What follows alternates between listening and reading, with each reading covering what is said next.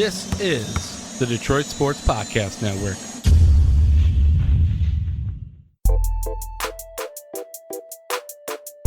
All right, middle segment's going to be interesting. Explicit works, and I guess I'm kind of going to lead you right into it right now, but Stroz described it as the best $10 his friend has ever spent. We're going to get into that in just a little bit, but we got to talk Lions, of course, coming up after that as well. What's more important to fix? This defense that may as well have 11 holes, or perfecting the offense that I think has some interesting pieces? And actually, we're going to get into that right off the bat. Stroz, I don't know if you realize this. Our segment 1 and 2, for me, are almost too close, so we'll see where today goes. Because I wanted to keep it relatively simple right off the gate. Because last week, we almost didn't give reactions to the game. And that's kind of silly. So I do want to just talk about, Stroz, your biggest takeaway from the game and my biggest takeaway from the game. But I'm going to tell you right away, I look at this offense and I recognize that, Stroz, like, I've been talking about this team like a clear bottom feeder. And I do still think they are. I think the Jacksonville Jaguars are the worst team in the league. I think I could still be convinced the Lions are the second worst. Maybe not worse than the Davis Mills Texans, but I think they're worse than the Tyrod Taylor Texans. But that all being said, if they hit on a quarterback, I think this team is already playoff ready on one side of the ball. In fact, I think with Matthew Stafford, the offense would be playoff ready. Now, don't get me wrong. That doesn't mean that there's no weaknesses on the offense, but Jamal Williams continues to look good to me. DeAndre Swift continues to look good to me. I will say it's interesting the way that they're so evenly used, because people have been so in on DeAndre Swift in the fantasy world, which, you know, obviously, like, I'm super in tune with the fantasy football community. They're all in on DeAndre Swift, and all I see is that this team still wants to keep Jamal Williams on the field. But I like both the running backs. The offensive line, while it didn't look quite as good at the end of the game, still looks really, really good. I think this offensive line with time and consistency is elite. I'm going to use that word. I think it's elite. They're going to have a big decision to make when Taylor Decker comes back. But here's the thing. They look damn good without him. Yep. And I still absolutely think you move him to right tackle and see how he does. But even if it doesn't work out, like, I'm not that worried about it. And I look at Goff, and honestly, I think that what changed in watching this game for me is that while I don't want Jared Goff to be the long-term answer, I see how close the offense is. And I actually think you can make it work with Goff for now. And for now doesn't even mean this year. Like, I don't want to get too deep. This is where the two segments kind of intersect for me, and I'll get into this later. I just look at the offense and say they're a good quarterback away from being contenders. The defense has got a lot of holes, and because the offense has the holes where it does, they're not a playoff caliber offense. But I just think that offense is so close to being that. And you don't have wide receivers, right? But T.J. Hawkinson's a stud. I don't think I don't need to see anything else. You know, and maybe that's unfair. I'd criticize you for killing, you know, a player a game or two in. I don't see anything else. T.J. Hawkinson's a top 5 tight end, and he might be more than that. It's weird when we go to put shows together because we just kind of briefly give an idea of what we're both feeling, just kind of see if the topic's going to work. I think it's funny that you say weird, because I do want you to know that is how I believe you put shows together. Like, you know, Jim and I talk all the time about radio. Like, we used to build shows together all the time, still help them sometimes. That's literally what we do. To you, that's weird. To me, that's how you build a show. Well, I think for the audience, it's weird. I think the audience may think that we get into these really heated conversations about this or that. No, it's this is kind of what I think. This is kind of what you think. We don't really elaborate. You just kind of we try to figure out where is the conversation. Exactly. So that's why I described it as weird, because I don't think the audience really understands how we put the show together. And after you kind of building upon your initial point, I'm kind of in lockstep with you. But I think the big issue that I have is Jared Goff. I think this offense, my big takeaway from this game is this offense, it basically told you how they want to work and how they want to run. They want to run the ball right down your throat. They want to be dominant up front, and they want to make you pay. And that's going to set up their pass game. The moment you start bringing 8 guys in the box, 7 guys in the box, they're looking to take advantage of you with their pass game. And yeah, it's going to set up the screen. It's going to set up a lot of play action, but that's going to open things up down the field. And that's where Jared Goff becomes the fly in the ointment for this offense. he doesn't have the ability to get the ball down the field, or he chooses not to. Well, let's be clear here. He had a really nice throw to Quintez Cephas. Cephas had gotten a little bit of separation, but it was a really good throw. Cephas is looking like a little bit of a find. And look, I know on a bad team, there's guys who have to get the ball because somebody's got to make plays. But Cephas is what I've seen over the course of 2 games is I'm impressed with. I told you going into the season that it's one of the things I liked about the wide receiver room, because it meant if anybody was any good at all, they would stand out. It would be impossible to be on this wide receiver core and not stand out if you are any good. And I agree with you. Cephas does look like a find. Unfortunately, twice in that game, he had almost really good plays. Those are the same thing as actually really good plays. And obviously the grab he almost had, the Odell Beckham he almost had, I mean, that's a catch of the decade type play if he makes that. He didn't. And he had another one late in the game. I think, well, by the time it was over, that I thought he almost made a really nice play, but he dropped it. Did you ever watch him when he was playing at Wisconsin? How much do you think I watched Wisconsin? You don't watch a lot. Well, I watched them watch a lot of college football. You don't watch a ton of Wisconsin football. I used to. Here's the thing. I watched a couple of games that he played when he played at Wisconsin. I was impressed with him. When they drafted him, I was like, okay, this will be interesting because I think he's a good football player. I think he has the ability to man the slot. He coming out of college, he was a slot receiver. It's weird here because they don't have anybody to stretch the field. He's playing outside, which isn't really his natural position. And what I'll tell you watching him is I agree he looks like a little bit of a find. I would temper what find means because I don't think there's any question he doesn't look like a wide receiver 1.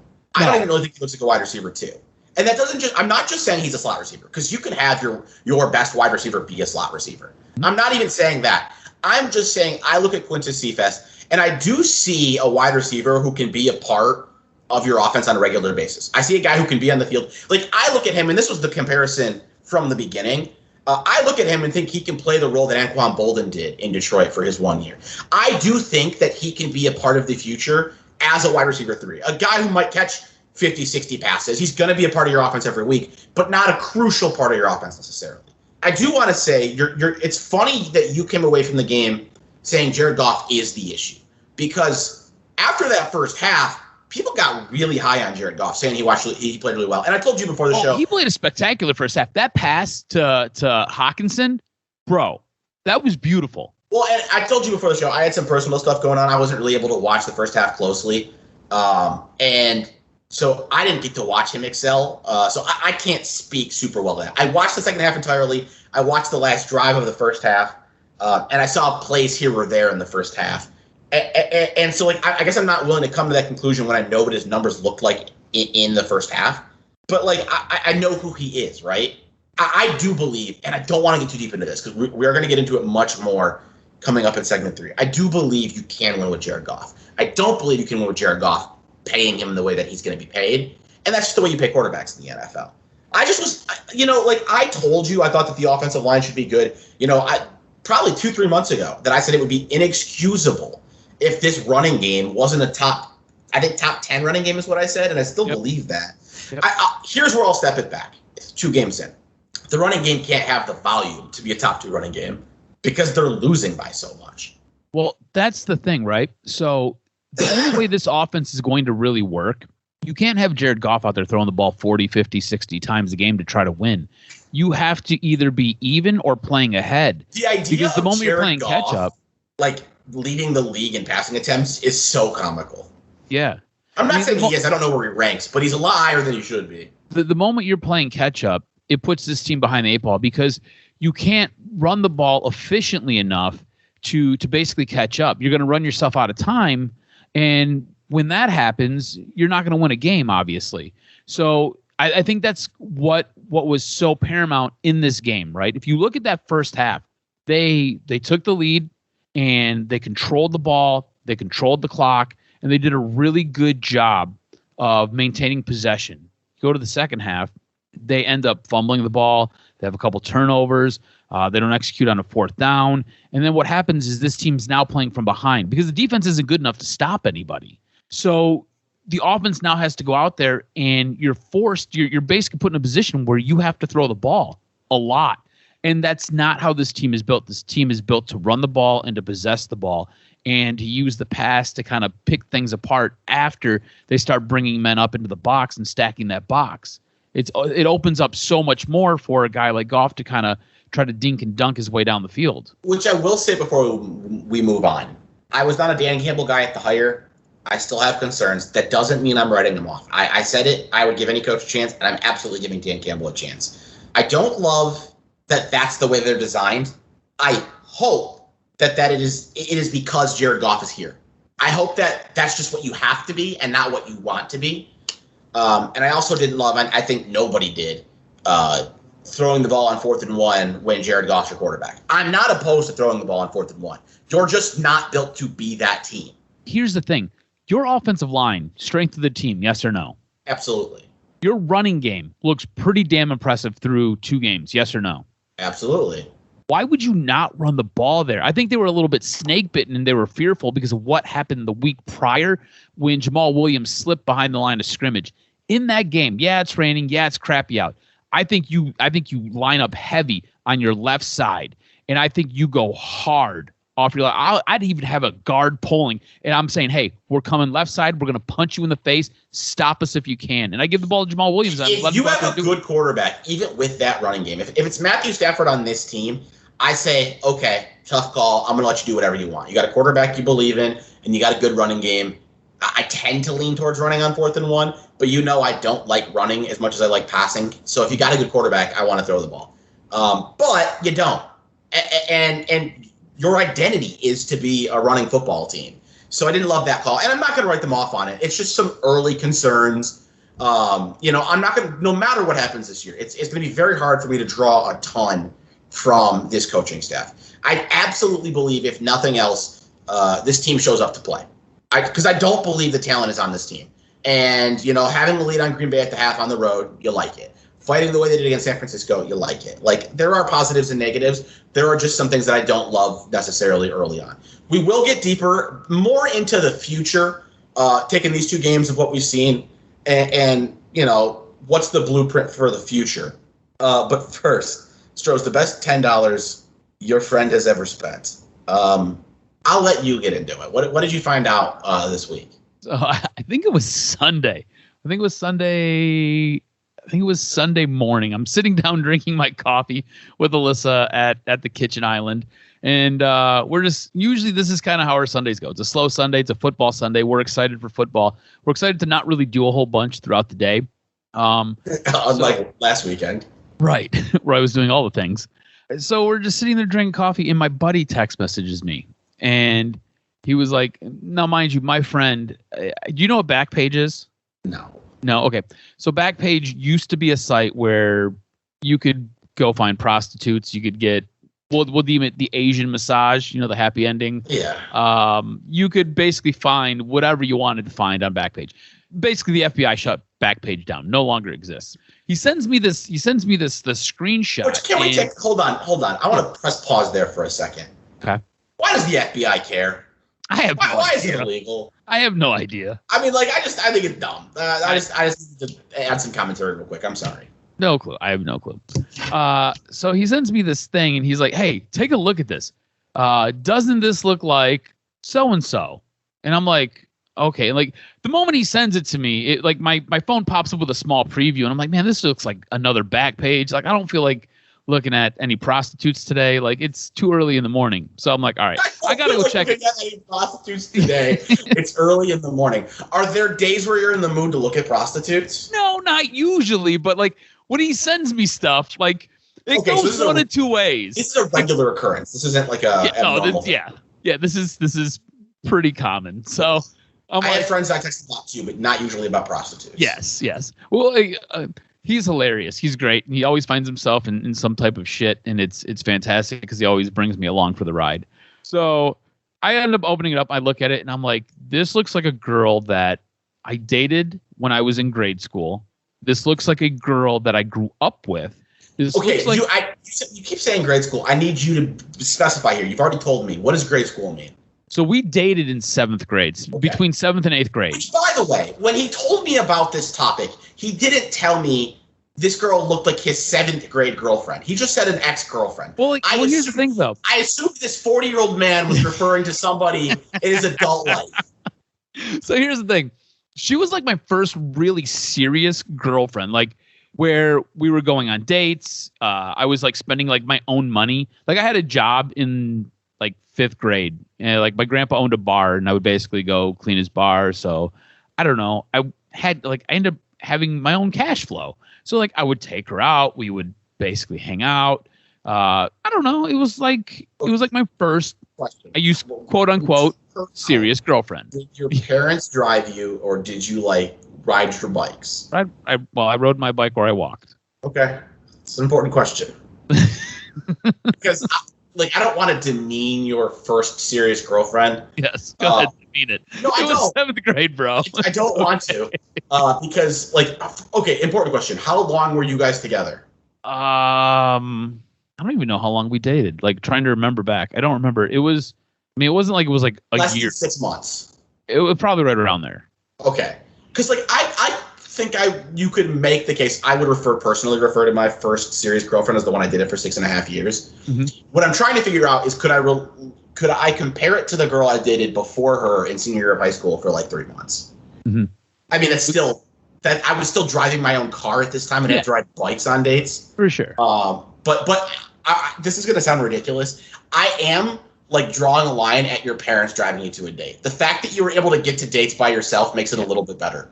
If your parents were dropping you off, I refuse to accept that it was serious. No, I figured out my own mode of transportation.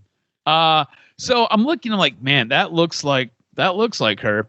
And I was like, yeah, that kind of looks like her, but that's not her. Like I'm friends with her on Facebook and she's like mom of the year on Facebook. At least that's how she presents herself.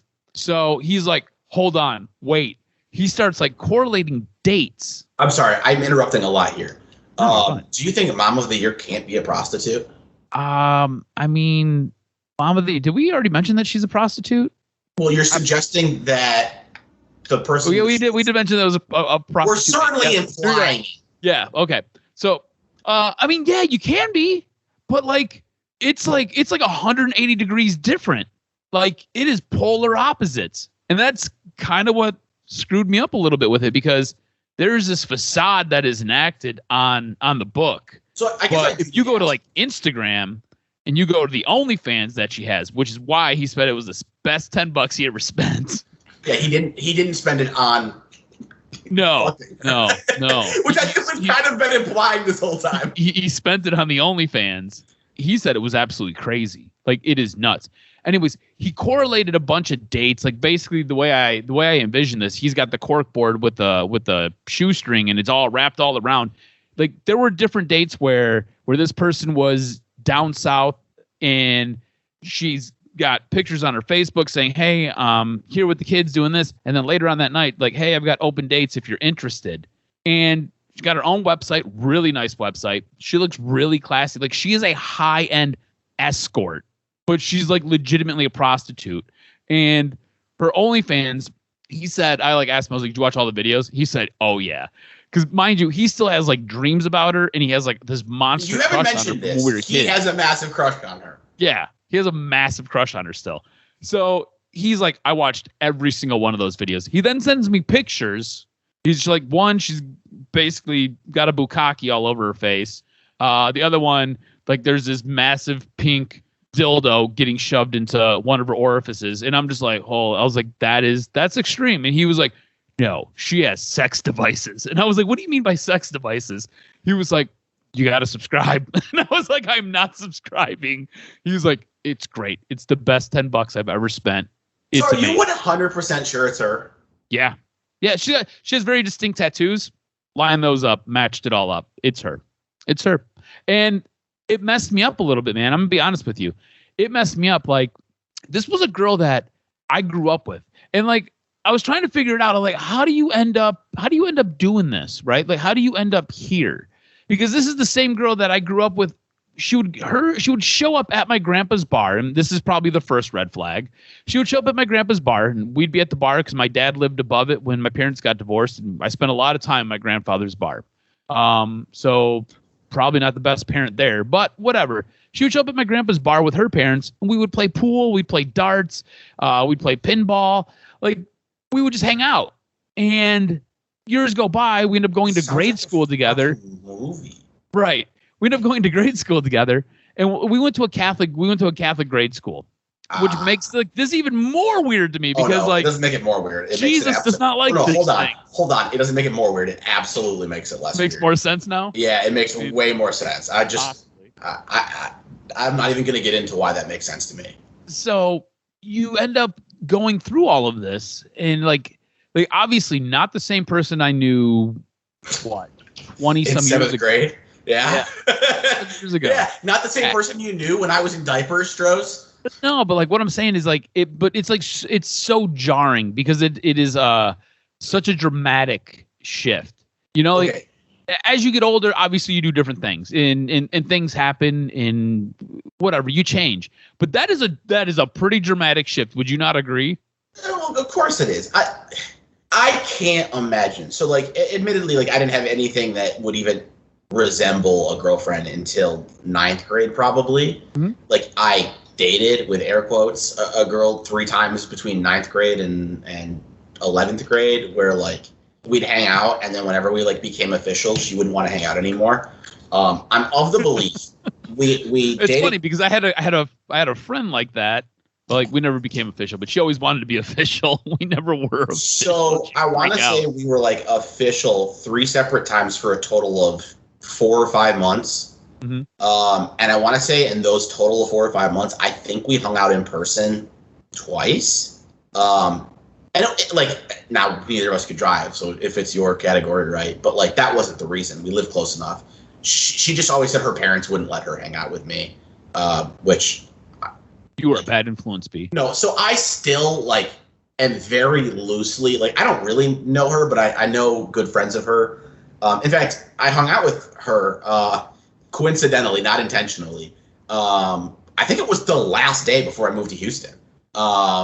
I mean, we were never anything serious. How does that happen? So she was really close friends with a really close friend of mine. They drifted, but they happened to like get back in contact and wanted to hang out. And it just happened to be that day where I went and hung out with said friend. She's a witch now. I don't know if I've mentioned that. What? I mean, I don't know the details. Is that a because, thing? Like, we don't talk. But I do know that she like views herself as a witch. And I know like, she sells. She cast a spell? Yeah, she sells candles that have spells on them. She makes candles and then puts spells on them, and they do like different things for you. Bro, I thought mine was weird. No. Well, I don't know. It's fitting, honestly. But anyways, I don't even know how I got into that shit. But like, if I found out that like even that was like kind of crazy and like honestly cool. Honestly, shit, I'd love to talk to her about it. But being a witch or about you guys? Yeah. Oh. No, about her being a witch. I'd love to know like what all that entails. I think it's kind of cool.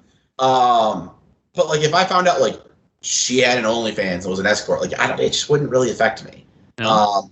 But I didn't know you were gonna say it messed you up because like you didn't tell me that. No, I didn't. I did tell you I wanted to mention. I do think if I found that out about like my like 6-year like long-term serious relationship person I thought I was gonna marry at one point in time, like that would make me sad. And I will say I'm super like go do your thing. Like I don't like if I wouldn't care if I had good friends doing that shit. Right. Shit, I might. Like I don't know. I don't like make your money. It's it's your life. It's your body. Whatever you're comfortable with, like do it. But it would make me sad. And Stroz, how wholesome do you want to go here? Well, I mean, this is our podcast, so as wholesome as we can go. I honestly, this is how wholesome it is. I feel embarrassed to share this. But genuinely, I feel sad because like I felt special to have that kind of a relationship with her. Mm-hmm. And I'm not referring to being with her for 6 years. I'm referring to anything sexual, right? Like I felt like that made me special, and for her to like turn around and sell stuff would take that away from me. It would not to like, I don't feel special about it now, but it just makes it feel like that was something special at one point in time. And I've told you this. We've talked about this on the podcast. I don't think for you it changes things the same way. Like anything changes things the same way. Like entire memories do get ruined for me. So I would struggle. It would make me feel like it was never a big deal to her, which is absolutely not fair. But that's how I would feel. It would make me really sad. I genuinely don't want to belittle the whole 7th grade thing, but I can't relate to that. There's nobody in my life that I feel that would I think literally anyone else, even the girl I dated last summer, I'd be like, okay, I kind of surprises me, but whatever. Do you? I think for me, it's more a time frame and more just kind of mentally a place of where I was at, and to now put very real adult context on. So it's because you know her as a child. Yeah.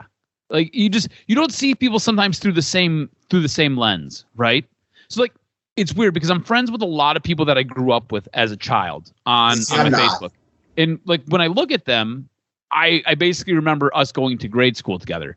When I look at my high school friends, I basically still look at them through kind of a high school lens. When I look at my college friends, I look at my friends through a college.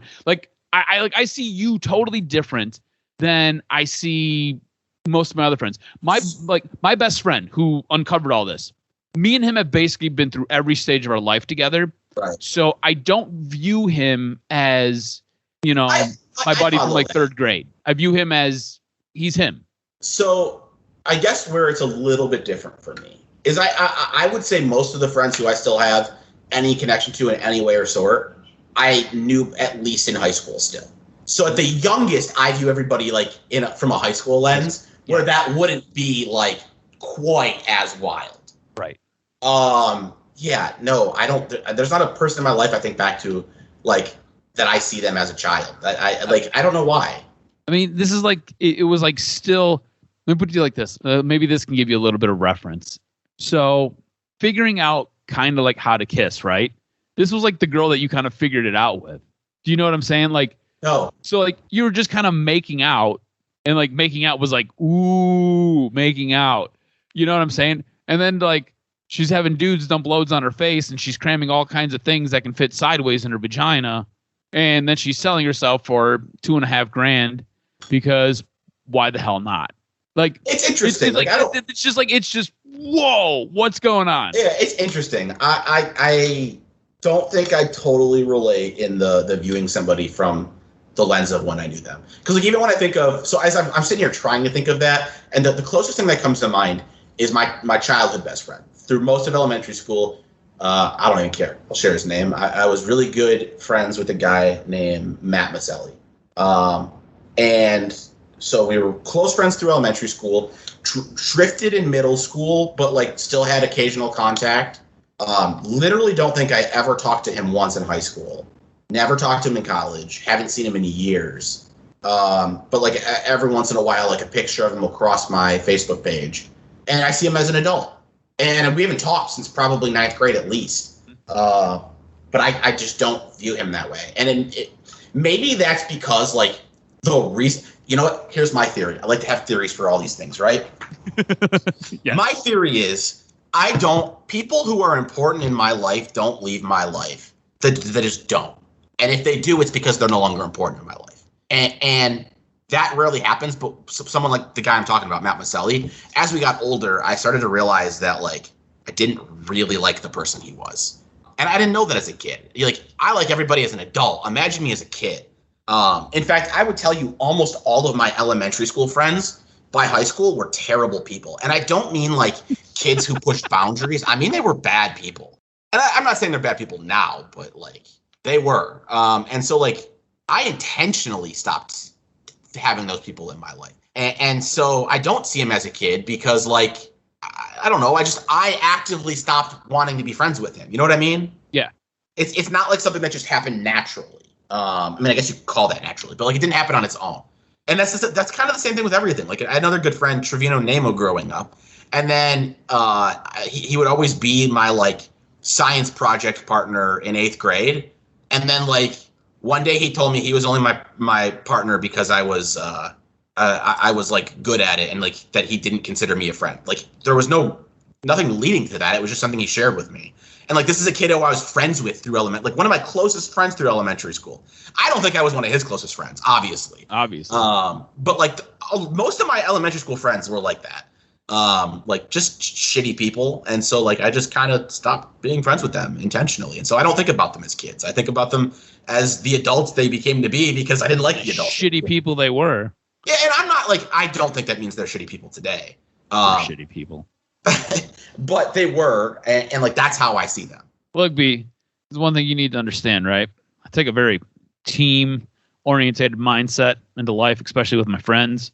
And basically, you cross my buddy, you're going to get crossed up. So they're shitty people because they fucked with you because you're my dude. Yeah, but so I don't fuck those guys. I don't want to. This is a long podcast again. We're struggling with time now. That's just our thing. And we'll move on in a second. But I will say this. I very clearly associate with people. Like I have a lot of close friends who are very quick to like just be like, I'm fucking done with you.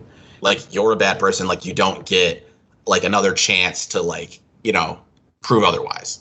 And I think that's because I'm so the opposite of that.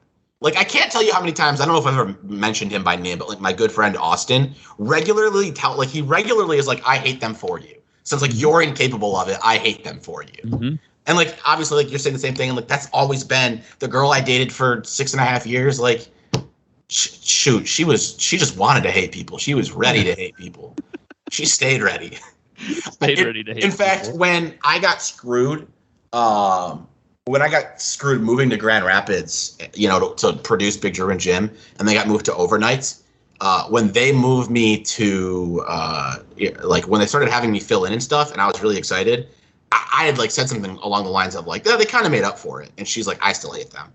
And I was like, that was worth it at the end of the day. Nope. So hold on. Were you supposed to get Fonger's position? I got Fonger's position. And then I moved from Detroit to Grand Rapids for $10 an hour to do Fonger's job. And then 3 months later, they said, sorry, bud, you're working overnights on the Republican news station. I didn't know that. I didn't realize that. I didn't realize that's how that worked out. Yeah. No, I moved for that job and I did it for 3 months before they moved me to overnights. Whoa. I mean, I'm going to be honest with you. 28-year-old Brennan says, fuck you, and leaves. I was making $10 an hour. Yeah. 22, I believe it was, 22-year-old Brendan didn't even consider the possibility that was a thing I could do. And then I worked overnights for like the next year, a year and a half, really. Even. So did Fongers come in to make more money than you? Or did he make $10 an hour too? I don't know. I assume he didn't. So what happened was Fongers was producing the morning show for the news station, which had traditionally been the best path to being made full-time. Multiple people had produced for that show and then moved to full-time. So they asked him if he wanted to be the full-time producer of Big Drew and Jim, and he said no. So they hired me to do it.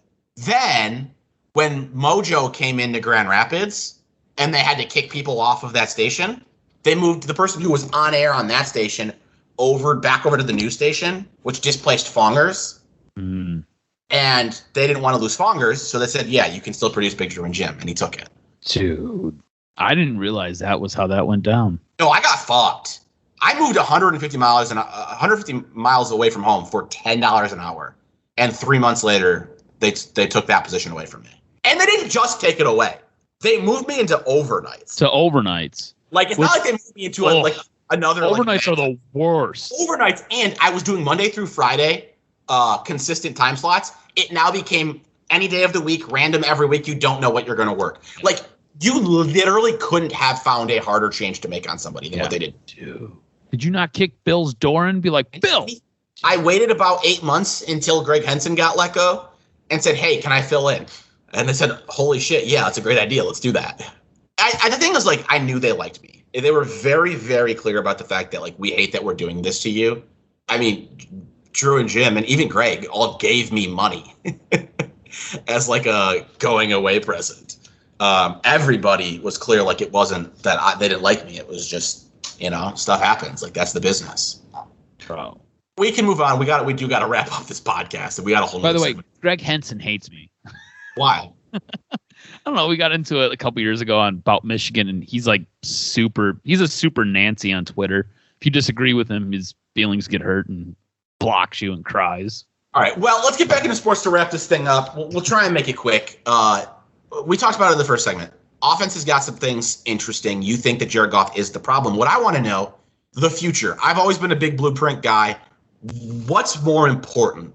Perfecting this offense that doesn't feel that far away, or plugging any hole you can in this the ship that's just taking on water from every direction of a defense? I think you've got to fix some of this defense. This defense needs to be reworked. This defense seems like it's almost worse than it was last year. And last year was pretty horrible. I don't think you have any pieces right now on this defense that you know of. I think you might have some pieces with Derek Barnes, Anzarike. Melanfanu, I thought looked pretty good for his first go round before his quad exploded. So I think you might have a couple of guys, but you don't know what you've got on this defense. Like, you might have to hit the complete reset button and get 11 brand new starters next year because this defense is so bad. Now, I think the offense is competitive, even with Jared Goff in some of his limitations. I think this offense, I think you can win games with it, but your defense is costing you because the offense can't keep up and can't keep pace. Similar to what we talked about in our first segment, where you're built to basically run the ball and you're built to manhandle people up front. You don't have the ability to pass your way back into games because of the limitations of your quarterback. So I think you have to address this defense at some point. You obviously have to address the defense at some point. I think there's a lot of problems to figure out on defense, but I am such a big believer of the idea of best player available when you can afford to do it. Mm-hmm. And I don't think there's anything wrong with doubling down on your strengths. What I like about where the Lions are, while I don't necessarily love, I'm not all in on the coach, I do love the personnel decisions that have been made. They basically signed no big contracts. They intentionally left entire position groups weak. Like, they have so much flexibility. If the best player at their draft spot is a quarterback, awesome. You got the future. If it's a wide receiver, sick. He'll be wide receiver 1 the first day he steps into camp. If it's a corner, that's fine too. I'll address wide receiver in free agency. They have all the flexibility in the world to do whatever it is they want, including wait on a quarterback.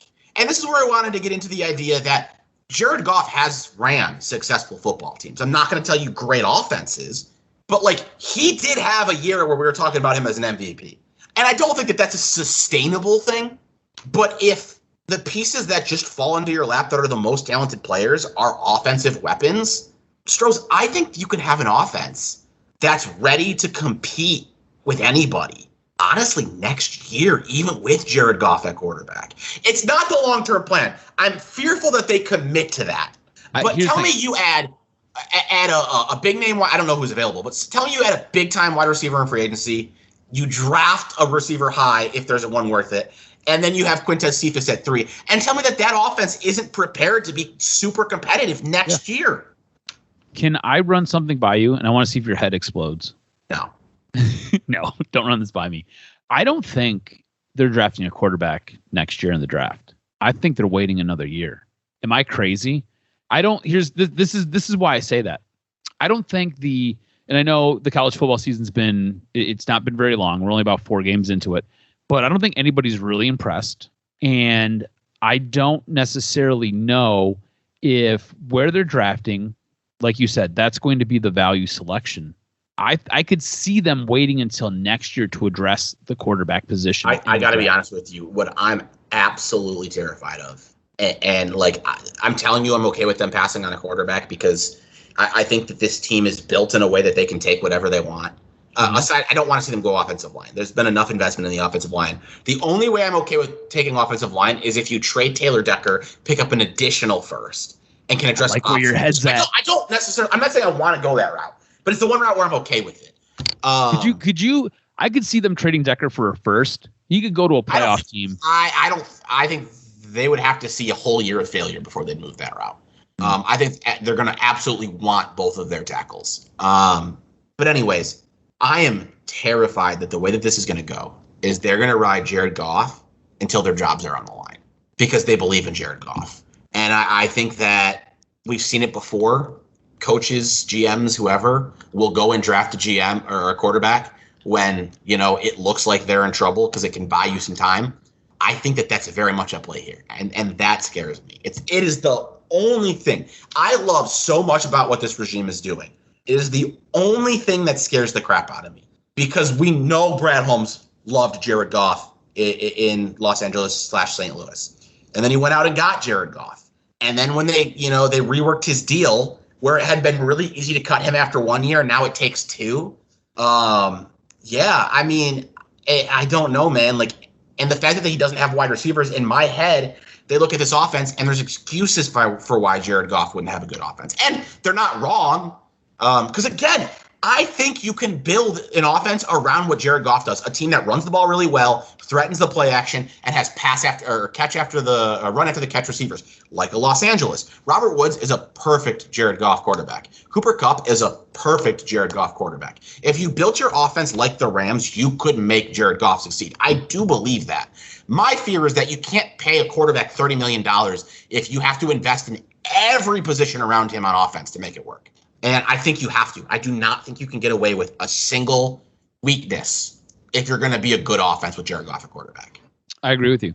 I don't have the big fear that you do, that they're going to commit to Goff long term. I think that I see this, the way the front office is going, I see them investing heavy in some special pieces for that offense. I see them investing heavy in that defense. And then I think the next year, depending on how everything works out, they could pair a couple of picks, move up, and go get their guy. I don't think this. There's no possible excuse for this team not to, if they believe Jared Goff's their guy or not, 3 years. Mm-hmm. If in 3 years that you don't look like you have every single piece, with the one exception being a young quarterback doesn't have to be there yet, but the pieces around him have to make the team look capable. Yep. If they don't look like they're almost there in 3 years, I see no reason that this regime should stick around, because offensively, you've already got a lot of core pieces, and you got a lot of picks to work with. 3 years is kind of that window. You need to see. So here's the thing. I think even next year you need to see progress. I think you need to see steps being made. I think in 3 years this team should be competing for a playoff spot. The one way I'm okay with you not competing 3 years from now, like I said, is that you have everything else. Your defense looks great. Your offense looks pretty good. Your quarterback's young and he's not there yet, but there's some things that you like about him. I can live with that scenario. 3 years, I think, is the standard window, but I think that 3 year standard window is too long. I don't think Patricia deserved 3 years by any shot of the imagination. No. And I think a lot of guys don't. I think that this regime probably does. And what I struggle with is, if they go the route you're saying and they go heavy on defense, I don't think as a team you're going to look much better next year, because you're going to have two sides that are both have some pieces but not there yet. I think if you go on offense, you could have an offense like this year. I told you your running game should be top 10. If you invest in a bunch of weapons, well, your offense as a whole should be top 10. If it's defense, you're kind of just going to be mad at both things. I paralleled them to the Pistons before, and I think it's the same thing here. If the Pistons come out next year and don't make the playoffs, even if they don't compete for the playoffs, I don't think you're going to be crying fire them quite yet. Now the following year you will, but I think there is this year of leeway because it feels like they're doing things the right way. Yeah, to me, I think the way this year looks, it's more a year of observation, seeing what we have, laying that groundwork. By the way, I love that they're trying to get rid of Jamie Collins. Yeah, I think it's great. You could trade him for a used toothbrush. I would be happy with the return. Give me 4 deflated balls. We'll call it a day. I love it, and I think it also sends a message to that locker room. This is culture building. This is how you do it. You want to loaf on plays, and you don't want to show up and give max effort. Anzalone was taxed in that game against Green Bay, but the guy gives maximum effort. You're not going to show up. You're not going to give effort. I don't care how good you are. You're gone. I love it. I think it's great. It's hard to do that when you're competitive, but this team knows that they're not, and they're not gonna fight. They're not gonna put the more talented player out there if they're not gonna, like you said, give that maximum effort, because they don't really care if they win. They want to win. They're competitors, but that's not the important part here. Mm-hmm. I'm going to be interested to kind of see how the fans react to this, because Jamie Collins is more of a name. I don't necessarily think he's not great anymore. He's not even good. But he's a name, and forever with this team, you could see the fans getting really upset when they let a name go, right? This is how you build a culture. This is how you build a winning football team. Sometimes you've got to, you almost have to cut off your nose to spite your face to just send a message and lay that groundwork. And maybe that's I'm wrong here. I love it. But I really don't think anyone's going to care. I don't. Maybe Jamie not. Collins is a name. He's not like it hardly counts. Right. I mean, I'll be interested to see kind of what the reaction is. All right, let's wrap it up there. Again, pushing